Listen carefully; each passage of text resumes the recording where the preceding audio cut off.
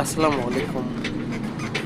আজকে এই যে ভিডিওটি আজকে আপলোড দিলাম, আজকের কথা বলছি। আজকে যারা ঢাকার উদ্দেশ্যে যাবেন, যদি বিশেষ প্রয়োজন না হয়, তবে আপনি রোডে মানে বগুড়ার আশেপাশে বা মোকামতলা বা অর্থাৎ মেইন রোডে দাঁড় হয়ে গেলে গাড়ি পেয়ে যাবেন। দেখবেন প্রত্যেকটা গাড়ি ফাঁকা যাচ্ছে। সে তুলনায় কাউন্টারের তুলনায় অনেকটাই ভাড়া কম। আমি এখন যে গাড়িতে আছি এই গাড়িটি এসি গাড়ি, এটি সৈয়দপুরের একটি গাড়ি, এসি গাড়ি। আমি বলি আমি মোকামতলা বোর্ডিং কাউন্টারে গিয়েছিলাম, সেখানে আমার কাছে ভাড়া চাওয়া হয়েছে 750 টাকা, যা নির্ধারিত ভাড়ার চেয়ে অনেকটা বেশি, এবং বকশিস চাওয়া হয়েছে 50 টাকা। তো আমি যখন রোডে এসে দাঁড়ালাম, রোডে এসে দাঁড়ানোর পরে দেখি যে অনেক গাড়ি যাচ্ছে ফাঁকা। আমি যে গাড়িটিতে বসে আছি এই গাড়িটি এসি গাড়ি, সৈয়দপুরের এটি এসি, দেখুন একদম ফাঁকা,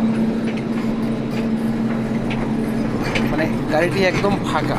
তো ভাড়া তুলনামূলক অনেক অনেক কমে যাচ্ছে। আমি মাত্র 400 টাকায় যাচ্ছি এসি গাড়িতে, যা হয়তো বা আগামী 2 দিন পরে আর হবে না, অর্থাৎ কাল পরশু থেকে হয়তো আর হবে না। তবে আজকে যারা যাবেন তারা যদি কাউন্টারে, আমার মতে কাউন্টারে না গিয়ে আপনার রাস্তায় একটু দাঁড়িয়ে থাকতে দেখবেন যে অনেক গাড়ি ফাঁকা যাচ্ছে। ভালো থাকবেন, সালাম আলাইকুম।